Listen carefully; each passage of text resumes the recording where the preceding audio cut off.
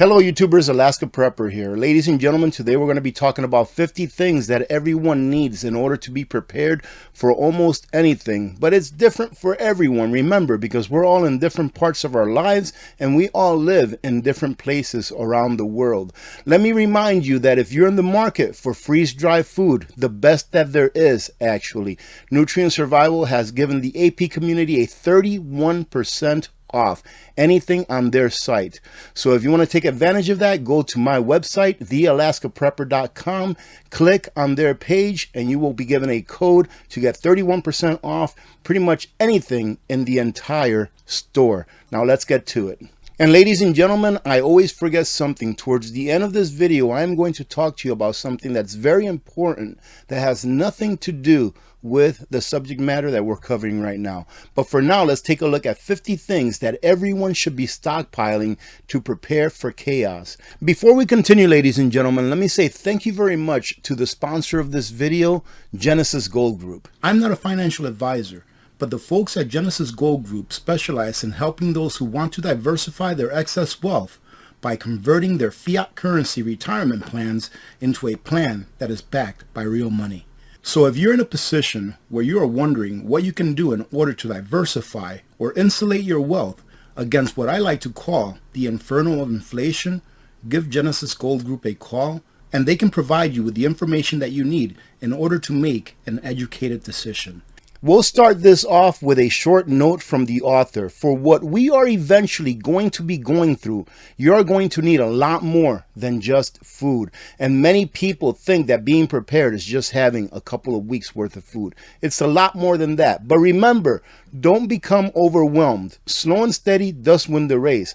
But you don't want to wait until the crisis has started for you to try to get those things that you're going to need. You're going to want to have them before. So you know that saying that says, I'd rather be prepared 10 years early than start preparing 1 minute too late. If you really want to be well prepared, you should consider everything that you will need if there is no power and you can no longer get anything from the stores because supply chains have completely broken down. What's the probability of that happening? Has it happened before? Well, ladies and gentlemen, do you want to find out what the probability is of that happening and not be prepared? In my entire driving career, I guess you can say, since I was like 15 years old or so when I got my driver's permit till now, I'm 53, I have never ever had a flat tire while I was driving down the road. Do I still carry a spare tire in the trunk of my vehicle? Absolutely. Why? Because you never know. Let's see what they have to say about number one, a conventional generator and a solar generator. It's a great compliment to have a conventional gas generator and a solar generator together. They really complement each other. And that's the first thing that I've always told people. You need to have a generator, all right, so that you can have some electricity, some semblance of normalcy, and especially so that you can keep your heater running, because almost all heaters, even if they run off of fuel or natural gas, etc., they need some kind of electricity in order to run. Number two, a Berkey water filter, and in that you can throw any kind of water filtration system. I believe that every single person, every family in the United States of America ought to have a reverse osmosis system for everyday use, because it's every other day that you see a story about, oh, they found this in the water, oh, there's forever chemicals in the water. Even in the bottled water that you buy at the store, there's forever chemicals. Well, an RO system can take those out and make it safe for you and your family to drink. Rainwater collection system, if you do not have a natural supply of water near your home. A large emergency medical kit, that goes without saying.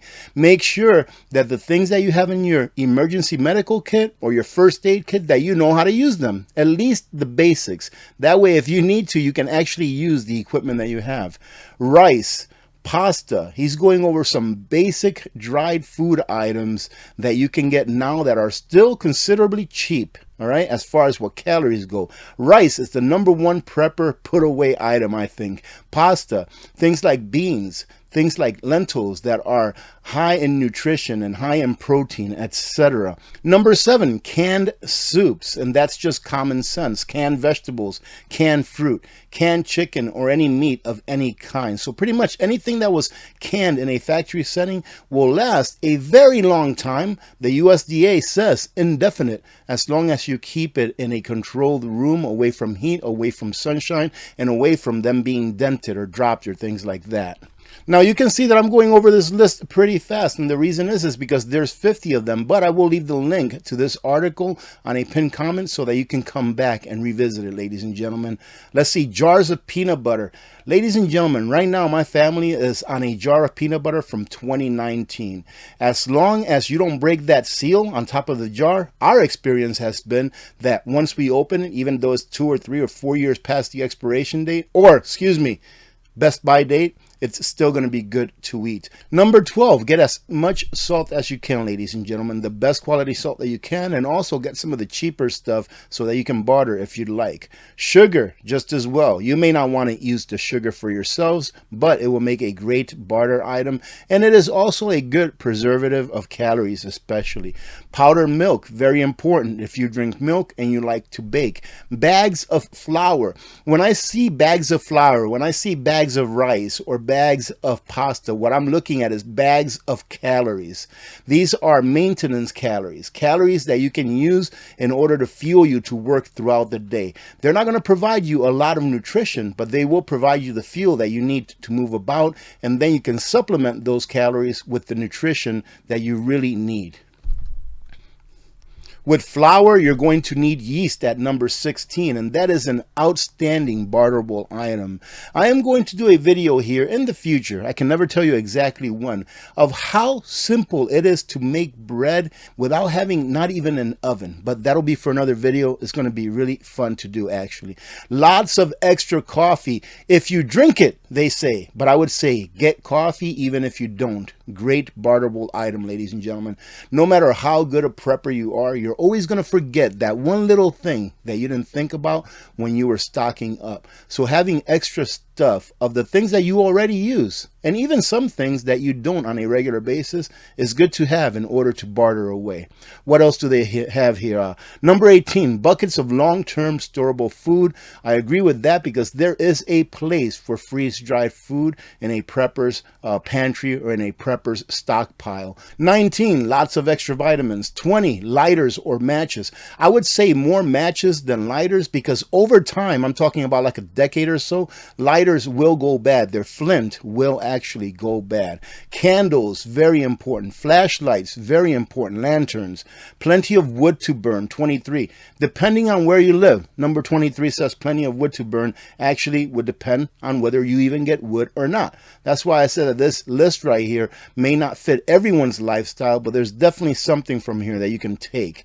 Get a lot of extra blankets. My wife just went to a veteran affair function that they were having, and they were giving away U.S. Army those green wool blankets, and she grabbed 2 of them, and I was like, awesome, because those are really good blankets, not only to keep you warm, but even if you have them in your vehicle and you can use them to shield you from the rain and stuff like that. I love those blankets. Number 25, extra sleeping bags, which is a great idea even if you're not bugging out. Let's say that you lose electricity, or let's say that for some reason you're working on your reserves for heating fuel for your home and you have to keep that temperature really low, just low enough so that your pipes, or just high enough so that your pipes won't burst. Well, you can always use sleeping bags and blankets to stay warm throughout the day and night. This goes without saying. Number 26, ammunition. Number 27, extra fans if you live in a hot climate. I would say extra fans no matter where you live, because even if you live in a cold climate like here, like I was saying, if we have to go to a point where we have to lower the temperature in the house because we're running out of the fuel, we can use those fans to circulate the air around the house. Hand sanitizer goes without saying. The number 1 prep item of 2020, toilet paper. Extra soap and shampoo. Absolutely. Hygiene is going to be very important when the lights go out, ladies and gentlemen. 31, extra toothpaste, extra razors, bottles of bleach, a battery-powered radio for 34. Make sure that it's a good quality one, or get the best that you can afford. Extra batteries, of course. Number 36, solar chargers, ladies and gentlemen, in case you do have solar panels and batteries that you've made up your own little system with. Trash bags, very important. Not many people think about trash bags.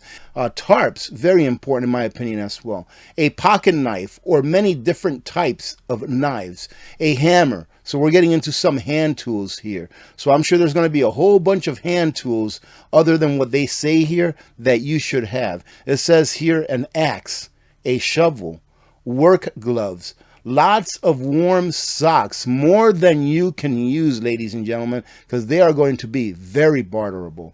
Many people don't realize that when you're on your feet walking all day, that uses up your socks a lot faster than if you're in an office just typing away. Seeds for a garden, extremely important. What are you going to do after the food runs out? Canning jars, and learn how to pressure can, ladies and gentlemen, so that you can put away your own proteins, your own beans, things like that. And also you want to learn how to water bathe so that once those seeds that you planted in your garden produce a big yield of vegetables, you can put them away for that next winter.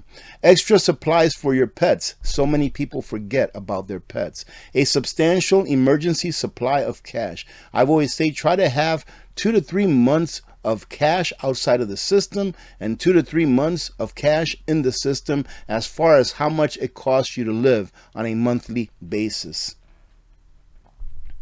And finishing it off here with 49 and 50, a Bible for every member of your family. And number 50, a bug out bag just in case you have to leave for every member of your family as well. There are some important points that I want to make about this list, says the author. First of all, it's not a comprehensive list. Like I said, this is not a one-all fit all list. It's simply a starting point. Secondly, preparation is going to look different for everyone. We're all on different parts of our lives, ladies and gentlemen. Your unique circumstances will dictate what getting prepared looks like for you. Thirdly, and this is important, you will not need your emergency food supplies just yet. You will not need them tomorrow, more than likely. You will not need them next month, he says. But the day will come when you will need them. Again, do you want to be prepared early? Or do you want to start preparing after the crisis has started? Getting sufficiently prepared for what is approaching takes an enormous amount of time, effort, and energy, but it will be worth it. All right, ladies and gentlemen, so this is the end of this video. Again, I want to say thank you very much to Genesis Gold Group for sponsoring this video. Let me talk to you about something right quick. I saw a comment that was, like hell for review or whatever it is here a little bit ago. And it said, hey, AP, you're getting fat, so slow your roll. Ladies and gentlemen, I am a fat body. And that's all there's to it. Am I saying that it's the right thing to do for your or anyone's health? Absolutely not. Everyone's different. But let me tell you what, all my life I've been a fat body. All my life. Even when I was the thinnest that I had ever been in my adult life, I was still considered overweight. And it was at a time that I was in super great shape, where I was muscular and I could run long distances, all that kind of good stuff, right? While I was in the military. But I'm not going to sit here and try to explain to you why, right? Because these are my personal problems, right? I could say, oh, pity me, please pity me. It's because of this or because of that. But that's not what this channel is about, okay? So I hope that this fat body brings you enough value that you can click on my videos. And even if you don't want to watch me, you can at least listen to me in the background. I hope that I can bring you that kind of value. But if I can't, ladies and gentlemen, I really don't need to hear it. Okay, I don't need to hear it. I'm 53 years old. I am who I am, and that's that. And I really do appreciate every one of you and all of the support that you've given me over the years. Again, God bless you. God bless America. I'm Alaska Prepper. I'm out.